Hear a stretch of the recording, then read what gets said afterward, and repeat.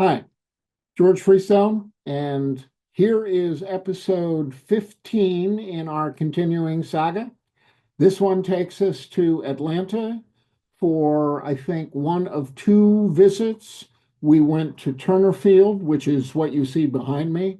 And then later in our saga, we went to Truist, and I'll talk about that a little bit later. Today, however, we're going to start by talking about Turner, and you can see me decked out here. I've got a Braves t-shirt on, which is kind of anathema to a Mets fan, but indeed, I do have a Braves t-shirt on.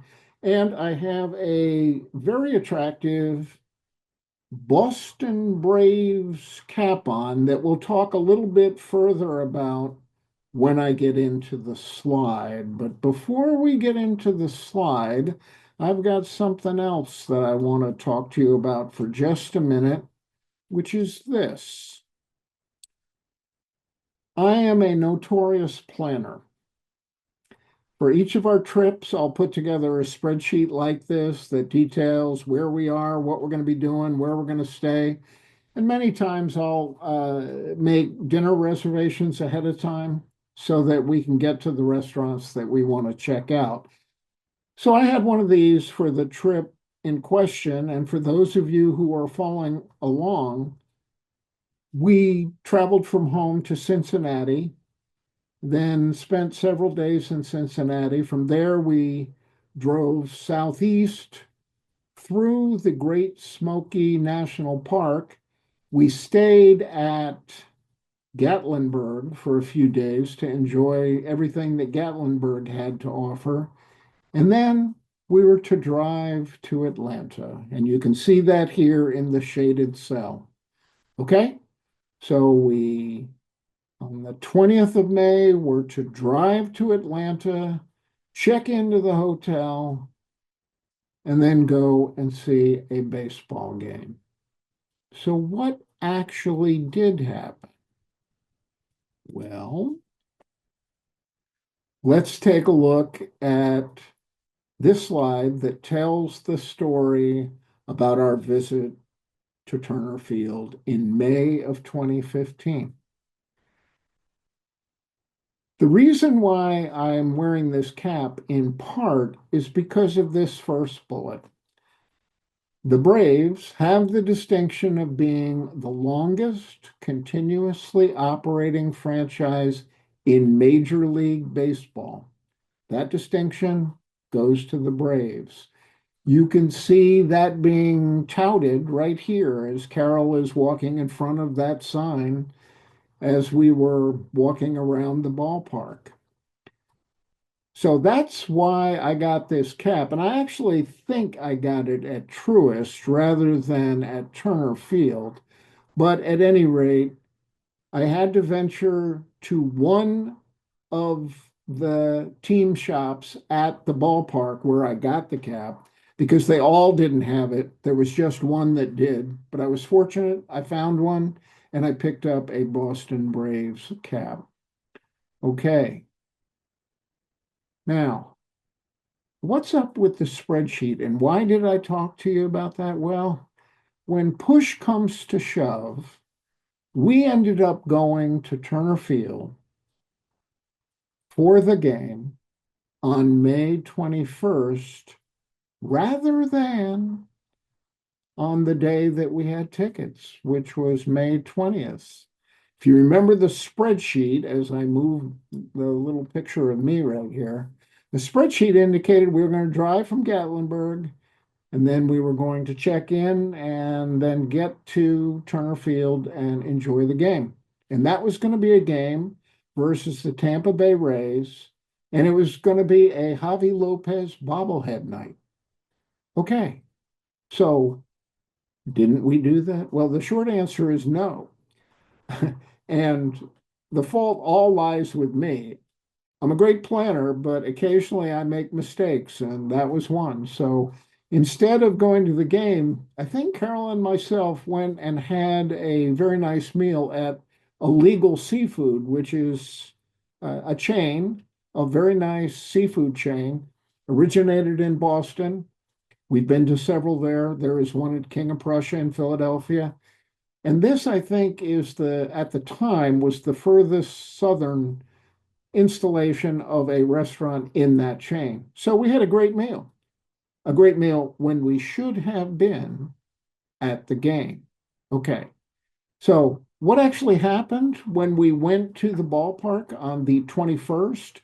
And as this shows, we didn't even see the Tampa Bay Rays. By then, they were out of town and the Milwaukee Brewers had arrived. We were fortunate that I didn't blow it completely to the point that the Braves had left town. So that would have been even more of an embarrassing story to tell. But we saw the Braves play the Brewers on May 21st. And here's the way the story went down as we entered the park. We actually took a field tour, and I'll talk about that briefly prior to going to the game. And then I think we assembled at the gate shortly before 5 o'clock. They normally open up around 2 hours prior to the game. And sure enough, they start processing the lines that had formed around 5. And we present our tickets, not these tickets, but the tickets with the barcodes that allow the readers to check and make sure the tickets are valid. And no hassle, we get into the park. Again, barcode reader reads our tickets for May 20th on May 21st and allows us into the park. Okay, so we walk around the park and we find a restaurant that we might want to eat at.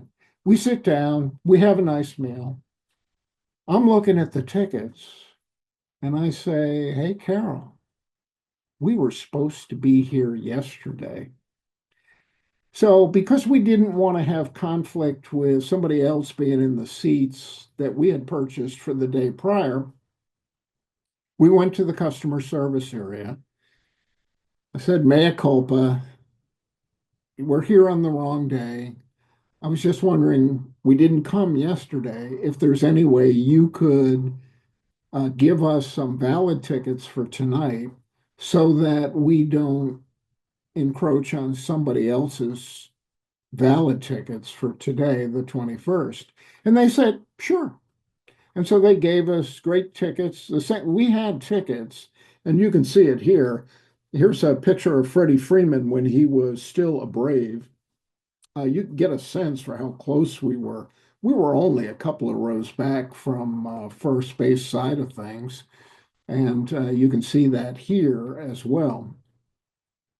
So anyway, they give us the tickets, and as we're having a little small talk and about to leave, they ask, "Well, can I ask you one question? What gate did you come in?"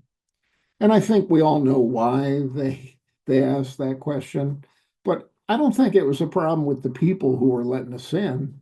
I think it was a problem with their readers that somehow failed to check the proper date of the ticket. Okay, moving on. At Turner, which was the field that succeeded Fulton County Stadium and came prior to Truist, we took another one of the field and ballpark tours. This, I think, is a view from the press box. Turner Field really is an attractive park. It was built originally for the 1996 Olympics that were in Atlanta. It started being open for baseball activity in 1997. For the Olympics, it had a capacity of 80,000. For baseball, they went through some renovations. It reduced capacity to just under 50,000, but made it appropriate for baseball rather than what was going on with the Olympics. And interestingly,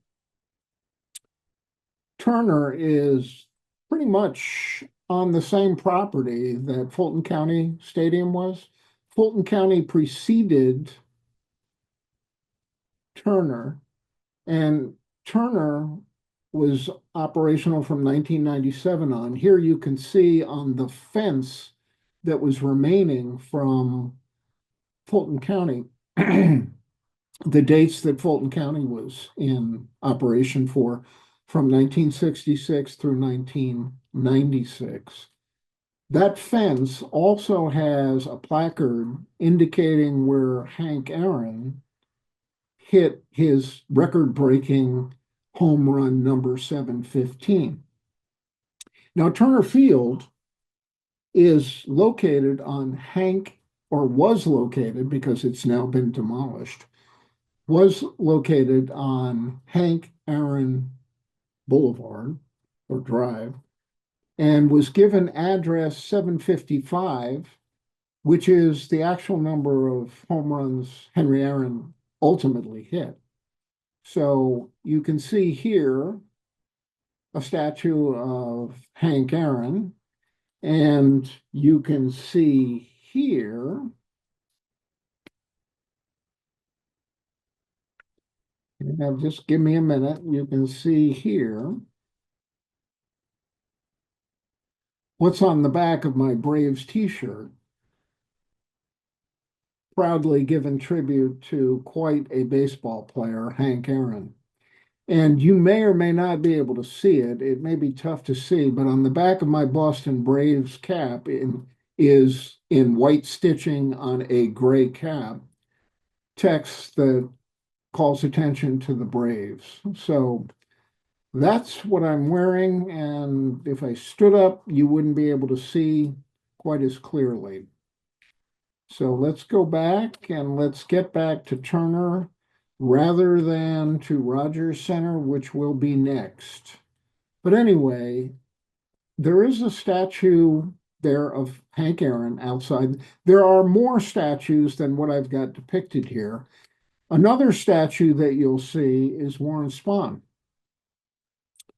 Warren Spahn, longtime Brave, I think started his career in 1946, but he was a Met in 1965, which was when my dad and I went to that Dodgers game that I told you about in episode number 1 of this saga of recordings for our various ballpark visits. And I'll mention this at the time. As a Mets fan, it's tough because Atlanta is a pretty dominant franchise. One thing that I'm highlighting here, and I know you can't read with the text on the flags, this is just indicating when the Braves won at least the division within the National League. The good news here is there's only one red in this saga that is on the stadium.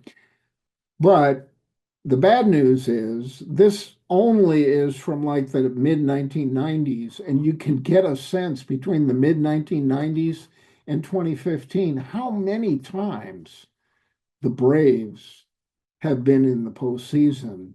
That just a dominant franchise. Okay, so wanted to include that in the talk about the tour. The statue that I want to indicate here is the one that relates to the statue that didn't go to Truist. Well, this is Ty Cobb, a great baseball player, but Ty Cobb's statue didn't make the move from Turner to Truist. Why is that? Well, there's some debate about that, but it could be either because of the ownership of the statue. There was some discussion that the owners wanted it elsewhere, not at Truist. But also, it could have been because of Ty Cobb's reputation as a racist. And so I'm not sure the exact reason, but at any rate, Ty Cobb's statue is now in his hometown in Royston, Georgia. Let's see if there's anything else about the ballpark here from our tour. Yeah, you can see my wife in the dugout. Big smile there. You can see I'm standing outside with Jackie Robinson's retired number, a tribute to him, wearing my typical garb, which is a Brooklyn Dodgers jersey as tribute to my dad. I think that's it for the stadium related pictures. Yep. Okay. The game itself, keeping in mind that we went on the 21st when we didn't have tickets, was a blowout. The Brewers didn't fare well. They only had 2 hits, 1 run. The Braves had, I think, 11 hits, and Julio Teheran won. He was dominant. And so it was a blowout game with plenty of offense on the side of the Braves. All right. We also walked around Atlanta, did a number of different things. I have some pictures here. This is a Ferris wheel. I think that was built also around the time of the Olympics. You can see it at nighttime there, at daytime here. You can see the skyline for Atlanta right there.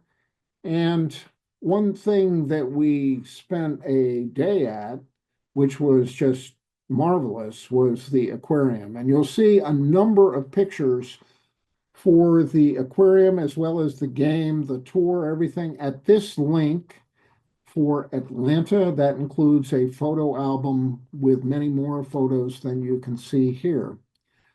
But the Georgia Aquarium, you can see a ray here. You can see a shark there with many of his friends. It really was a spectacular place to spend time. Okay, I mentioned Warren Spahn, the link back to the 65 Mets.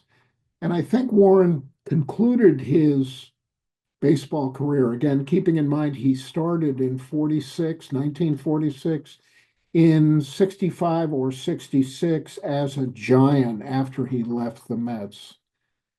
Last thing that I'm going to say here is we toured both the Biltmore, which is this home built by Cornelius Vanderbilt, and gardens. This is just a couple of things from the gardens on the way home in Asheville, Tennessee. This is again a link for photos from that part of the journey. So a very enjoyable and somewhat funny visit here to Atlanta. Our next stop is going to be in Toronto, and I'll look forward to seeing you there. And I thank you very much for your attention here.